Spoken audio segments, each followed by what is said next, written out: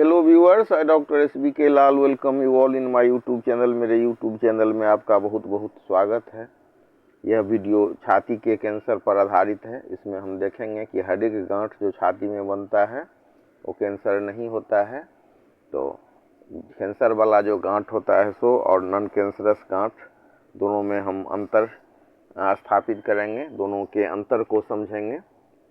कई बार होता है कि गांठ देख करके लोग घबरा जाते हैं, लेकिन ऐसा नहीं है। All the cancerous cell is a type of tumour but all the tumours is not cancerous. तो इस बात को हमको ध्यान में रखना है।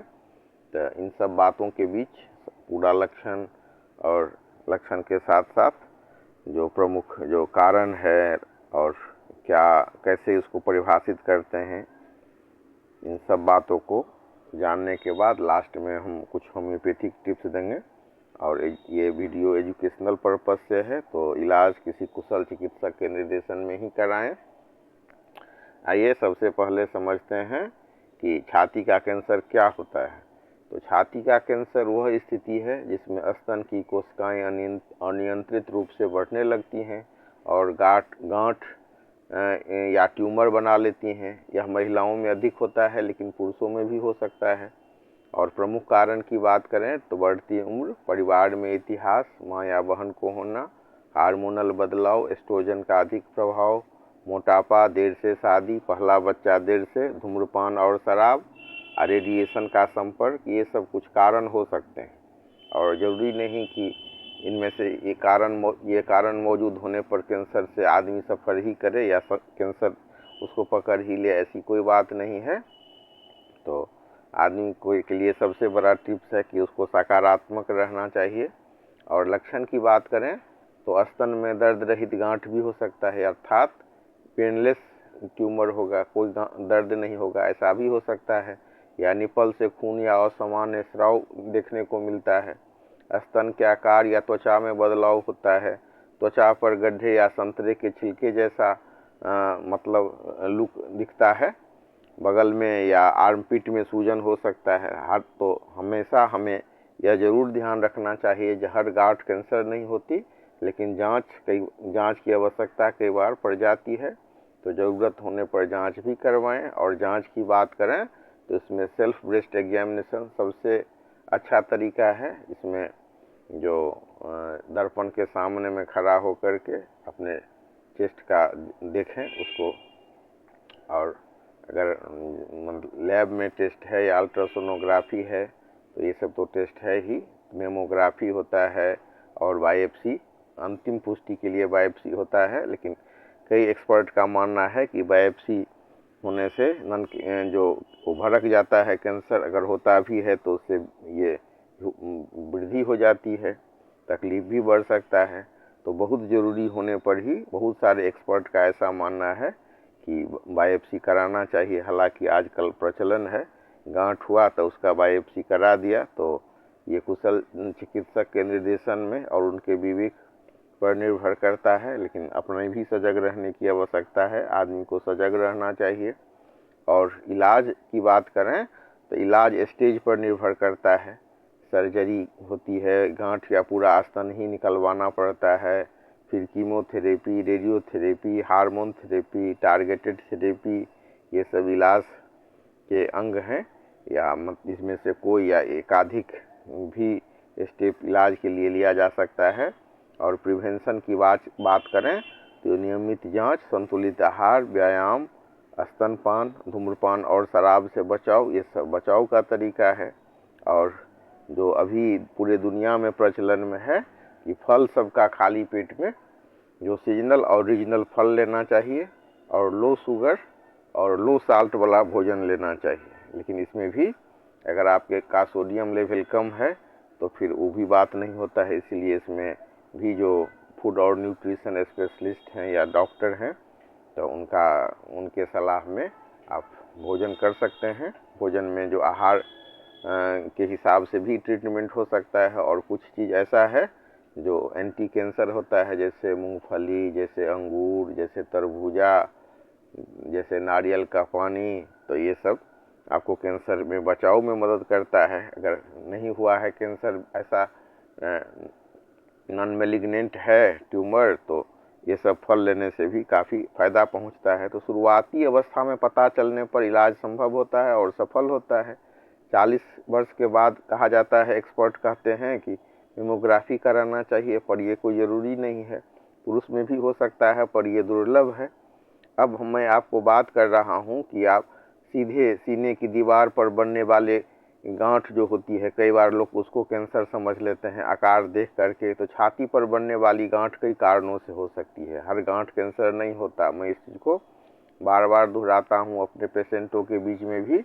तो नॉन कैंसरस जो गांठ होता है उसमें आता है लिपोमा, चर्बी की मुलायम चलने वाली गांठ, दर्द नहीं होता, धीरे धीरे बढ़ती है, आमतौर पर ये बिना हानि के होता है, कोई हानि नहीं पहुंचाता है। दूसरी बात करें सिस्ट की, तो पानी या तरल से भरी थैली होती है, हल्का दर्द हो सकता है, कभी कभी संक्रमण भी हो सकता है।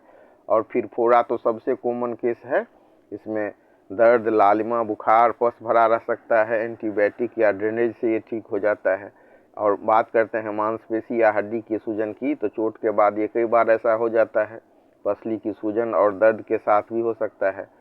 तो छाती की दीवार, मसल्स, रिब या कनेक्टिंग टिश्यू से भी कैंसर हो सकता है। सॉफ्ट टिश्यू, सार्कोमा, हड्डी का कैंसर, मेटास्टेसिस, ये सब होता है। गांठ इसमें तेजी से बढ़ रही है, हो सख्त और हिलती नहीं हो, लगातार दर्द हो, वजन कम हो रहा हो, बुखार या कमजोरी हो, तो ultrasound, CT scan, MRI, FNAC या बायोप्सी अंतिम पुष्टि के लिए कराया जा सकता है।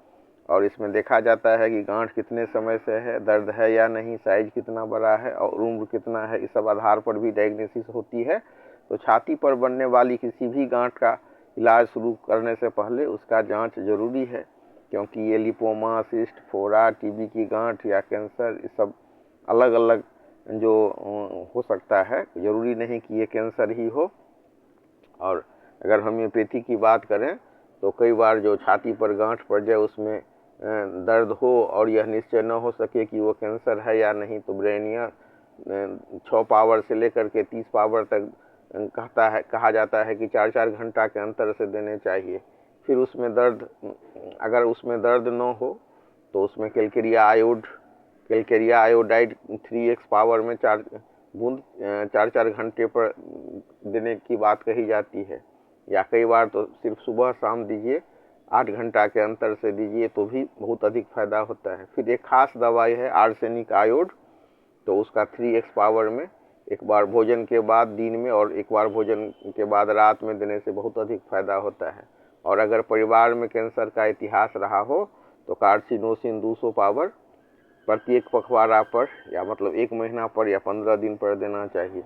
और इसके साथ जो कुछ और दवाई है, अगर ये गांठ कैंसर के रूप में डिटेक्ट हो गया हो तो एक खास दवाई है स्क्रीहिनम 200 पावर में, या कार्सिनोसिन 200, तो इसको हम ज़रूरत के हिसाब से डॉक्टर के निर्देशन पर 15 दिन पर, सप्ताह दिन पर या महीना दिन पर एक खुराक दे सकते हैं। तो इस तरह से इसका इलाज किया जाता है। और भी कुछ बहुत प्रचलित दवाइयाँ हैं, जैसे कैलकेरिया, फ्लोरकोनियम, मैकेटुलम, साइलेसिया, हिपर सल्फर, फाइटोलेक्का, ये भी सब डॉक्टर के निर्देशन में ही लेना चाहिए। इसका पोटेंसी भी होता है, 30 पावर में लें या 200 पावर में लें या कितना बार दोहराएं, तो डॉक्टर के निर्देशन पर। अब हम कुछ जो संक्षेप में कुछ दवाई सबका चर्चा कर लेते हैं। जैसे कैलकेरिया फ्लोर दिया जाता है जब कठोर गांठ हो, पुरानी हो और धीरे धीरे बढ़ने वाली हो, वहीं ग्रंथ की सख्त सूजन हो, फाइब्रस टिश्यू की वृद्धि हो, तो उसमें कैलकेरिया फ्लोर दिया जाता है। फिर एक दवाई वो 200 पावर में ज़्यादा फायदा पहुंचाता है। फिर एक दवाई है कोनियम मैकेटुलम, तो इसमें सख्त दर्द, बिना दर्द का गांठ होता है, गांठ धीरे धीरे बढ़ती है, दबाने पर दर्द होता है, ग्रंथियों की सूजन होती है, पुराने और कठोर ट्यूमर में दिया जाता है। हड्डी जैसा कड़ा गांठ रहेगा उसमें कोनियम देते हैं। और वहीं पर अगर मुलायम गांठ हो तो लेपिस एल्बा 30 पावर में देते हैं। फिर एक मेडिसिन है सैलेसिया, इसमें बार बार फोड़ा बनने की प्रवृत्ति, पस बनने की प्रवृत्ति और पुराने सिस्ट के मामले में सैलेसिया 30 पावर से लेकर के 1 m तक, तो इसको भी डॉक्टर के निर्देशन में लेना चाहिए। और यही चीज़ है हिपर सल्फर में, इसमें बहुत दर्द होता है, छूने पर तीव्र पीड़ा होती है, पस बनने की शुरुआत की अवस्था में दिया जाता है और EV6 पावर से लेकर के 1M तक में कोई जो सेलेक्ट होता है उस हिसाब से देना चाहिए। फिर अंतिम दवाई का चर्चा करेंगे फाइटोले का। इसमें ग्रंथि का सूजन